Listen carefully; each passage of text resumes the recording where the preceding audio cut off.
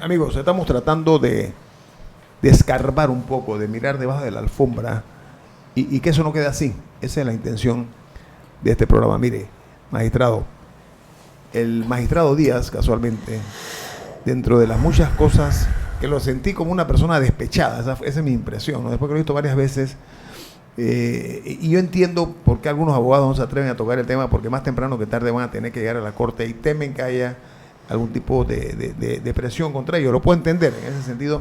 Sin embargo, hay que ver la ética profesional también, si se atreven o no a cumplir con sus funciones y responsabilidades como ciudadanos. Esto es una cuestión de ciudadanía. Mire, el señor Moncada Luna dijo, entre otras cosas, que el magistrado presidente, hoy detenido, Moncada Luna, había petardeado la carrera judicial y convenció, Moncada Luna, según dice Díaz, a Ricardo Martinelli de que si se aprobaba la carrera judicial, el presidente Martinelli no podría controlar la Corte Suprema de Justicia. ¿Estoy yo viendo exageradamente lo grave de esto o usted cree que es más liviano el peso de lo que él dijo? De controlar el presidente de la Corte. Yo no sé, no conozco las interioridades. Claro, estoy citando, esto es una cita lo que acaba de hacer. Diario de la Prensa. Sí, pero la cita puede ser absolutamente... En Telemetro está el video. Estoy seguro que es absolutamente cierta. Lo que uno no conoce son las interioridades y cuánto apoyo tendría una tesis como esa por el hecho de que la ley de carrera administrativa efectivamente le diera tal estabilidad a los funcionarios. Yo estoy hablando de lo dicho, o sea, diciendo que para que pudiera controlar, que no iba a poder controlar la Corte. Okay. Eso es lo grave para mí. Bueno, ya veo por dónde va. No, es la gravedad de lo que acepta el magistrado Díaz que supuestamente ocurrió. A eso me refiero. Que un presidente, lo que usted hablaba, ¿no? De la armonía entre los, no habla de estar en manos de o presionado por. Hace mucho tiempo que, a través de toda la historia, los presidentes de alguna manera siempre han tenido interés en que haya una Corte Suprema de Justicia sumisa. No necesariamente sumisa, porque ha habido presidentes que efectivamente han designado personas que han sido independientes, pero muy objetivas y muy respetadas en nuestro medio y en el foro profesional, en el foro de abogados. Sin embargo, de un tiempo para acá, a partir de Ernesto Pérez Valladares, para mí es evidente que los nombramientos se hicieron con el ánimo de que quienes estuvieran en la Corte Suprema de Justicia fueran personas que por lo menos en el peor de los casos, escucharan lo que el presidente tuviera que decirles. Y así podemos ver los primeros nombramientos de Ernesto Pérez Valladares en la Corte Suprema de Justicia, que fueron todas personas allegadas a él o a su partido. Todas las personas que él nombró. En el caso de Mireya Moscoso, eso fue empeorando. Y la justificación que ella dio, permítame terminar, y la justificación que ella dio fue: si los otros lo hicieron mal, yo también lo puedo hacer. Pero ¿por qué no le das el mérito a Ernesto Pérez Valladares, que se atrevió a nombrar a un opositor en la Procuraduría General de la Nación? Porque estamos hablando de la Corte Suprema de Justicia. Sí, pero cuando hablemos de la Procuraduría General de la Nación, hablamos de eso y lo confirmo. Pero está bien, pero es que no necesito hablar ahora de otro tema.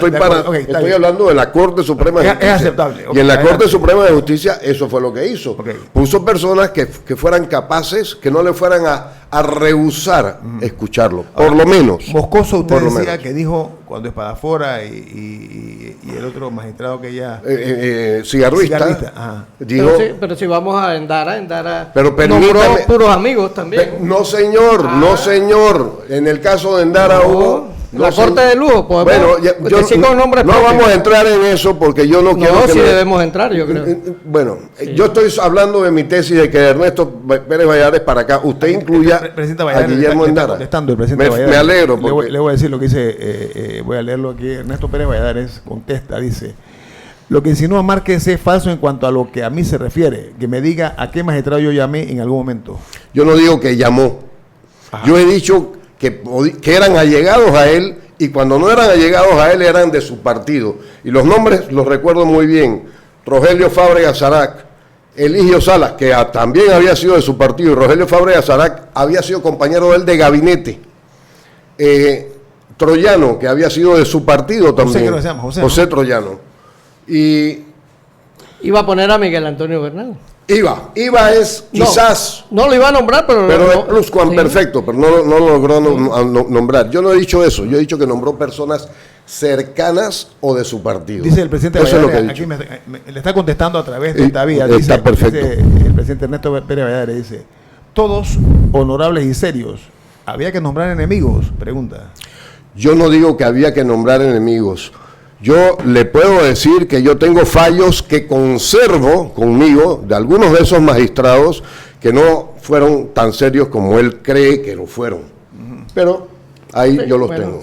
Eso no es lo que voy a discutir en este momento. Lo que estamos tratando en este momento es qué es lo que ha pasado con la Corte Suprema de Justicia y cómo su organización ha venido de más a menos. Ajá. Oiga, a mí me inquieta mucho lo que ocurrió con dos magistrados, cuando digo recién, fue recién que todavía se sentía el ambiente de que estaban apenas entrando a la Corte, ni siquiera habían puesto un pie ahí, y uno propuso y el otro confirmó al señor Ayub Prado en su reelección. Estoy hablando de Sedalice y Russo. O sea, que uno... ¿Usted qué lectura le da a usted a eso, magistrado? Mire, yo ya he dicho que para todos los ciudadanos ha llamado muchísimo la atención el hecho de que esos magistrados que recién habían tomado posesión llegaran a la Corte Suprema de Justicia y tuvieran esa actuación.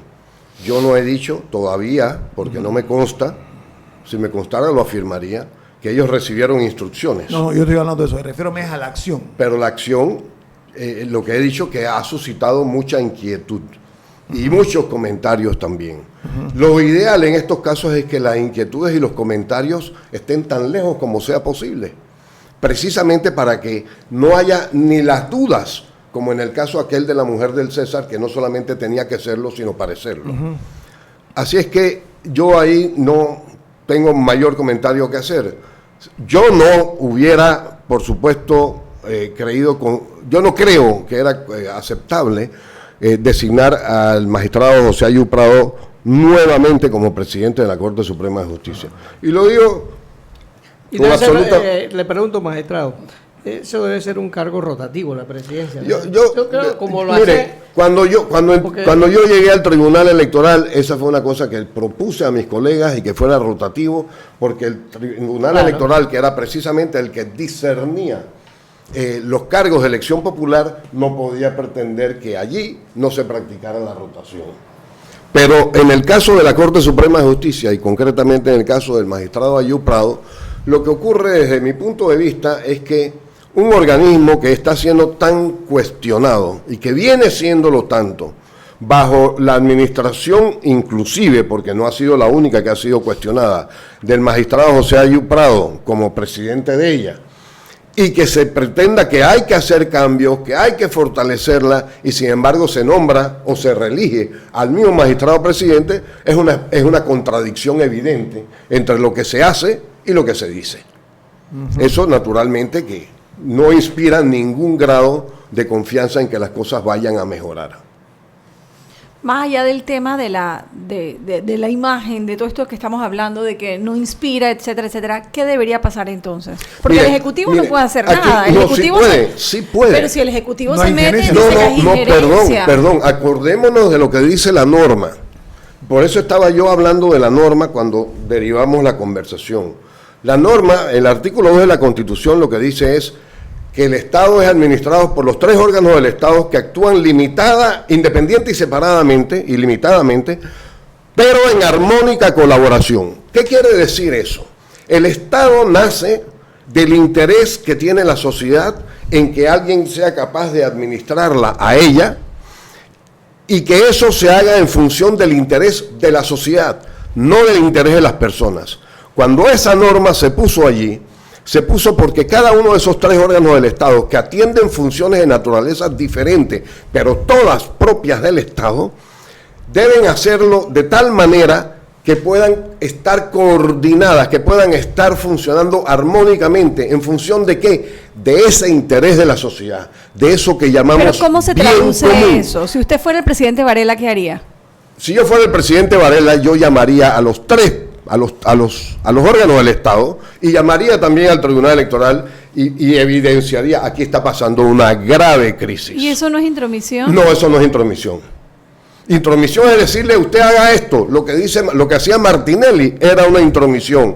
El jefe quiere que se haga de esta manera. Pero yo no creo que haga falta que él reúna a nadie para decirle que hay una crisis. Yo creo que todos son conscientes bueno, que hay una crisis. Entonces procedamos a hacerlo. Entonces no es nada más que provocar la oportunidad. Y lo siente, le dice, hay una crisis, ¿qué hacemos? Tenemos una crisis en las manos. Tenemos que ver cómo resolvemos esto. En otras naciones se ha ido a una constituyente. En otras naciones los magistrados, como en este caso hizo Benavides, dicen, no, yo voy a renunciar en estas circunstancias. O los diputados van a cambiar de actitud y van a tener una posición diferente. Por eso es que en el fondo hay una buena porción de la ciudadanía panameña que está reclamando que debe haber una constituyente. Hay quienes reclaman que la constituyente tiene que ser originaria. Yo no pienso de esa manera y yo no pienso que hay que ponerle apelativo a la constituyente.